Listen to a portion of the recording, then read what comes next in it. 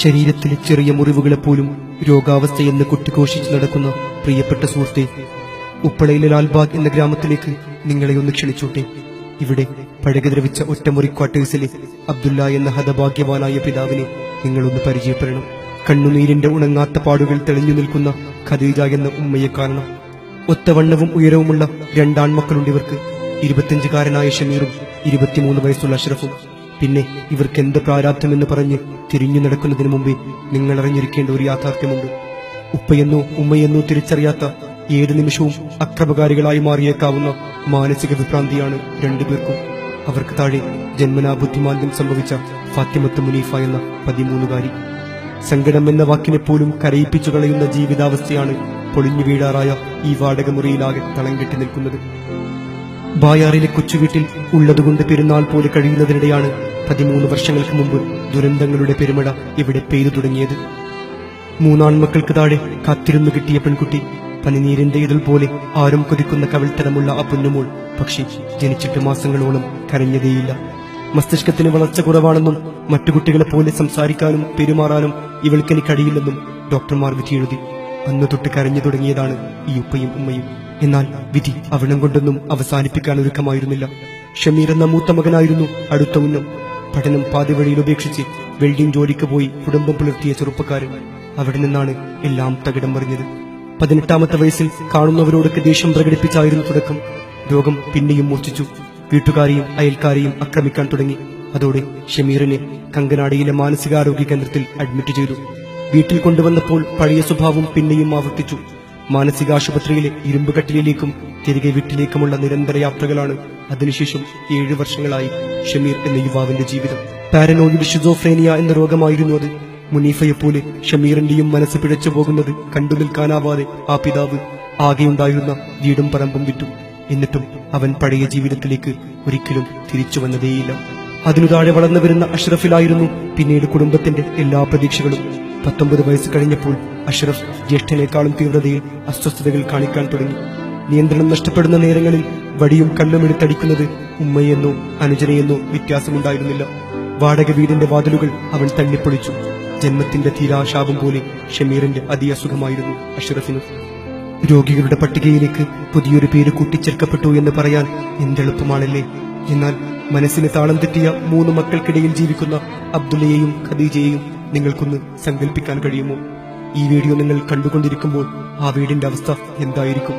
കഴിഞ്ഞ മാസമാണ് സിലിണ്ടർ കുറ്റി പൊക്കിയെടുത്ത് അഷ്റഫ് ഉപ്പയുടെ മേൽ ഇടാൻ നോക്കിയത്. വാർത്ത പൊലിപ്പിക്കാൻ വേണ്ടി പറയുന്ന വർണ്ണനകളല്ല സുഹൃത്തെ. ഖദീജയുടെ കയ്യിലും മുഖത്തുമൊക്കെ മക്കൾ മാന്തിപ്പറിച്ചതിന്റെ അടയാളങ്ങൾ കാണാം. ഈ കാഴ്ചയെ വിശേഷിപ്പിക്കാൻ നിങ്ങളുടെ ശബ്ദധാരാവലിയിൽ എന്ത് പദമാണുള്ളത്? 5-ാം ക്ലാസ്സിൽ പഠിക്കുന്ന മുനീഫയോട് ഞങ്ങൾ പേരെഴുതാൻ ആവശ്യപ്പെട്ടു. സന്തോഷത്തോടെ പേന വാങ്ങിയിട്ടും കുറെ വരകൾ മാത്രമാണ് അവൾ കടലാസിലാകെ കുത്തിക്കുറിച്ചത്.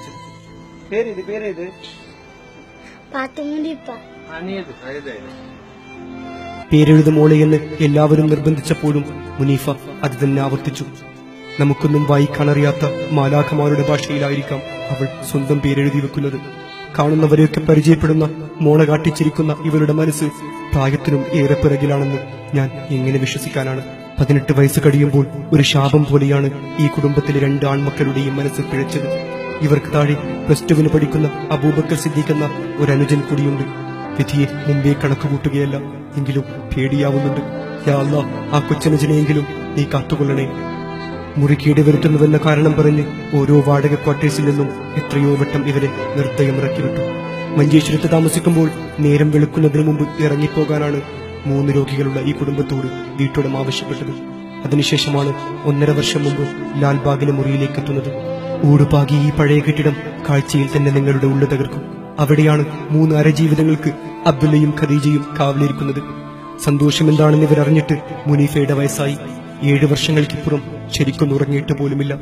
അതിനിടെ പുതുവസ്ത്രമൊടുക്കാത്ത, മധുരപലഹാരങ്ങൾ ഒരുക്കാത്ത എത്ര പെരുന്നാൾ കടന്നുപോയി. ഷവ്വാലൊന്നും ദുൽഹിജ്ജ 10ഉം ഇവർക്ക് കലണ്ടറിലെ മറ്റേത് ദിവസവും പോലെ തന്നെയായിരുന്നു. കരഞ്ഞു കരഞ്ഞ് കണ്ണിന്റെ കാഴ്ച പോലും കുറഞ്ഞുപോയെന്ന് ഈ ഉമ്മ പറയുന്നത് ആർക്കാണ് കരുളുറപ്പോട് കേട്ടു നിൽക്കാൻ കഴിയുക? സ്വന്തം മക്കളുടെ തല്ലുകൊള്ളേണ്ടി വരുന്ന ഖദീജ ഉമ്മയേക്കാൾ നിർഭാഗ്യവതിയായി ഈ ലോകത്ത് ആരാണുള്ളത്? ഇവരെ വീട്ടിലാക്കി ജോലിക്ക് പോയാൽ പിന്നീട് എന്താണ് സംഭവിക്കുകയെന്ന് അബ്ദുള്ളക്ക് ഒരു രൂപവുമില്ല. പിന്നെ എങ്ങനെയാണ് ദൈവമേ ഈ വീട്ടിൽ അടുപ്പ് പുകയുന്നത്? മരുന്ന് തീർന്നു പോയാൽ ആരാണത് വാങ്ങിക്കൊടുക്കുക? ഇങ്ങനെയൊരു അന്തരീക്ഷത്തിൽ ആരുടെ മനസ്സാണ് പിഴച്ചു പോകാത്തത്? ഇത്രമേൽ ത്യാഗങ്ങൾ സഹിച്ച മറ്റൊരു ഉപ്പയെയും ഉമ്മയെയും ഈ ഭൂമുഖത്ത് കണ്ടുമുട്ടാനുള്ള സാധ്യത വളരെ വിരളമാണ് കൂട്ടുകാരൻ.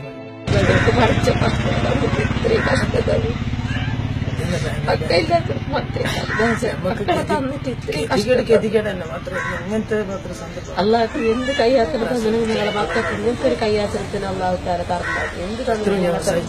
ഇനി പറയൂ സുഹൃത്തെ, ജീവിതത്തിലെ ഏത് പ്രശ്നങ്ങളെ പറ്റിയാണ് നിങ്ങൾ ഇത്രയും കാലം പറഞ്ഞു നടന്നത്? ദുഃഖം എന്ന് വിളിക്കാവുന്ന അവസ്ഥ ഒരേയൊരു പ്രാവശ്യമെങ്കിലും നിങ്ങൾ അനുഭവിച്ചിട്ടുണ്ടോ? ഊതിപ്പെരിപ്പിച്ച മിഥ്യകളായിരുന്നു അതെല്ലാം. ഹൃദയം നോവുന്ന ഈ കാഴ്ച നിങ്ങളുടെ എല്ലാ ധാരണകളെയും മാറ്റിയെഴുതും തീർച്ച. മുനീഫയുടെ നിഷ്കളങ്കമായ മുഖം മനസ്സിൽ നിന്ന് എങ്ങനെയാണ് മായ്ച്ചു കളയാനാവുക? ഖദീജയുടെ കരഞ്ഞൊഴുകുന്ന വാക്കുകൾ കേൾക്കാതിരിക്കുന്നതെങ്ങനെ? ഷമീറും അഷ്റഫും നമ്മുടെ കൂടി സഹോദരന്മാരല്ലേ? ഈ കാഴ്ച കാണാതിരിക്കാൻ മാത്രം സമനില തെറ്റിയിട്ടില്ലെന്ന് ലോകത്തെ ബോധ്യപ്പെടുത്തേണ്ടത് നമ്മൾ ഓരോരുത്തരുമാണ്. ക്യാമറമാൻ നാസർ മാനിയോടൊപ്പം ഖയ്യൂം മാനിയ, ഈ വിഷൻ ന്യൂസ്.